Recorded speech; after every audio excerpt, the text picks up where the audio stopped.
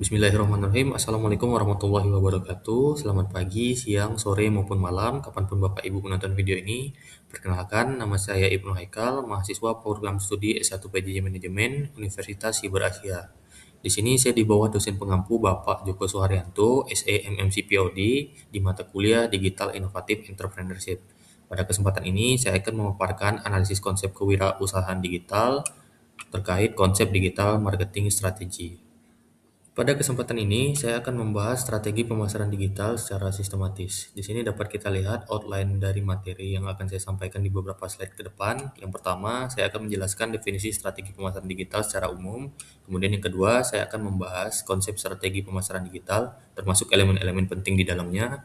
Kemudian yang ketiga, saya akan menjelaskan 6 tahapan perencanaan SOSTEK sebagai kerangka kerja strategis dalam pemasaran digital. Kemudian yang keempat, saya akan membahas bagaimana implementasi pemasaran digital oleh perusahaan. Dan yang terakhir, akan disampaikan juga rekomendasi atas implementasi strategi pemasaran digital oleh perusahaan. Terkait dengan definisi strategi pemasaran digital, pertama-tama kita harus perlu memahami dan mengetahui bahwa pemasaran digital bukan hanya sekadar promosi di media sosial atau memasang iklan online saja, melainkan pemasaran digital adalah proses membangun dan memelihara hubungan dengan calon maupun pelanggan melalui aktivitas online yang bersifat terukur dan interaktif. Artinya, fokus utama adalah hubungan jangka panjang, bukan hanya transaksi saat. Di era digital ini, perusahaan dapat mengukur hampir semua aktivitas pemasaran secara real time, sehingga pengambilan keputusan menjadi lebih berbasis data. Oleh karena itu, strategi pemasaran digital menjadi sangat penting sebagai panduan arah jangka panjang. Selanjutnya, terkait konsep strategi pemasaran digital memberikan arah mengenai bagaimana perusahaan memanfaatkan sumber daya internal dan merespon lingkungan eksternal untuk mencapai tujuan pemasaran. Strategi ini tidak berdiri sendiri, melainkan harus selaras dengan tujuan bisnis secara keseluruhan. Di dalamnya, terdapat proses analisis pasar, penentuan target, perumusan positioning, hingga penentuan bauran pemasaran digital. Tanpa strategi yang jelas, aktivitas digital marketing akan bersifat sporadis dan tidak terukur. Oleh karena itu, strategi membantu perusahaan memilih opsi yang paling relevan sekaligus menghindari taktik yang tidak sesuai dengan kemampuan organisasi. Mengenai 6 tahapan perencanaan model SOSTEK, untuk memastikan strategi berjalan sistematis, digunakan model SOSTEK yang terdiri dari 6 tahapan. Model ini membantu perusahaan menjawab 6 pertanyaan utama, seperti di mana posisi kita sekarang, kemana kita ingin menuju, bagaimana cara mencapainya, detail implementasi seperti apa, siapa yang melaksanakan, dan bagaimana cara mengukurnya. Dengan kerangka ini, perencanaan pemasaran digital menjadi lebih terstruktur dan terarah. 6 tahapan perencanaan model SOSTEK. Yang pertama adalah S, yakni Situation Analysis atau analisis situasi. Pada tahap ini, perusahaan harus memahami kondisi internal dan eksternal. Analisis mencakup demografi dan perilaku audiens, performa media sosial, traffic website, penggunaan perangkat mobile, serta analisis kompetitor. Tahap ini sangat penting karena strategi yang baik harus berangkat dari data aktual, bukan sekedar asumsi belaka. Tanpa memahami posisi awal, perusahaan berisiko menetapkan tujuan yang tidak realistis. Tahapan sostek yang kedua yakni O atau objectives atau penetapan tujuan. Tujuan harus spesifik, terukur, dapat dicapai, relevan, dan memiliki batas waktu.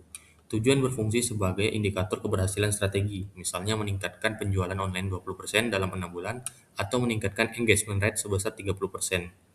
Dengan tujuan yang jelas, perusahaan memiliki parameter evaluasi yang objektif. Tahapan yang ketiga yakni S atau strategi. Pada tahap ini, perusahaan menentukan pendekatan pasar untuk mencapai tujuan. Strategi mencakup penentuan target pasar, positioning, serta identifikasi area yang sekiranya perlu diperbaiki dari strategi sebelumnya. Strategi memberikan arah umum, bukan detail teknis. Disinilah perusahaan menentukan bagaimana akan memenangkan persaingan di pasar digital. Selanjutnya, tahapan yang keempat yakni T atau taktik, yaitu penjabaran strategi menjadi aktivitas konkret. Taktik berfokus pada jenis konten yang dibuat, waktu penayangan, platform yang digunakan, serta penyesuaian pesan dengan karakter audiens. Pada tahap ini, perencanaan konten menjadi sangat penting karena konten adalah jembatan komunikasi antara brand dan konsumen. Strategi yang kelima yakni A atau action atau aksi. Pada tahap ini ditentukan siapa yang bertanggung jawab, sistem dan alat apa yang digunakan, serta bagaimana proses implementasi dijalankan. Perusahaan juga harus mengevaluasi apakah kemampuan internal juga memadai atau perlu bekerja sama dengan pihak eksternal. Strategi yang baik tidak akan berhasil tanpa implementasi yang disiplin. Kemudian tahapan sostek yang terakhir atau yang keenam adalah C atau kontrol atau monitoring. Pada tahap ini, perusahaan mengukur seluruh KPI atau Key Performance Index yang relevan dengan tujuan, seperti conversion rate, engagement rate, dan cost per acquisition. Evaluasi dilakukan secara berkala untuk melihat perkembangan dan melakukan penyesuaian strategi jika diperlukan. Kontrol memastikan strategi tetap adaptif terhadap perubahan pasar. Selanjutnya, saya akan mengaitkan konsep Sostek dengan implementasi pada perusahaan Shopee. Perusahaan Shopee beroperasi di pasar e-commerce yang sangat kompetitif dengan konsumen yang sensitif terhadap harga. Dalam analisis Sosteknya, yang pertama situation, Shopee melihat tingginya penetrasi mobile internet sehingga menerapkan strategi mobile first. Dari sisi tujuan atau objektif, Shopee berfokus pada peningkatan penggunaan aktif dan nilai transaksi. Kemudian strateginya menekankan promosi besar seperti 11.11, 12.12, dan Harbolnas lainnya, serta penggunaan fitur dan gamifikasi untuk meningkatkan engagement. Selanjutnya, di tahapan T atau taktik, Shopee menggunakan flash sale, gratis ongkir, live shopping, dan iklan berbasis algoritma.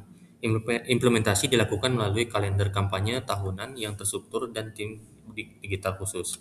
Dalam tahap kontrol atau C, Shopee memonitor data secara intensif seperti conversion rate dan repeat purchase rate. Pendekatan berbasis data inilah yang membuat Shopee mampu bertahan dan berkembang dalam persaingan di era digital marketing. Berdasarkan hasil analisis yang telah dilakukan, terdapat beberapa rekomendasi yang dapat saya sampaikan dan sekiranya dapat diterapkan oleh Shopee agar semakin kuat dalam persaingan digital marketing. Yang pertama, Shopee perlu meningkatkan penggunaan teknologi AI untuk memberikan rekomendasi produk yang lebih sesuai dengan kebutuhan masing-masing pengguna.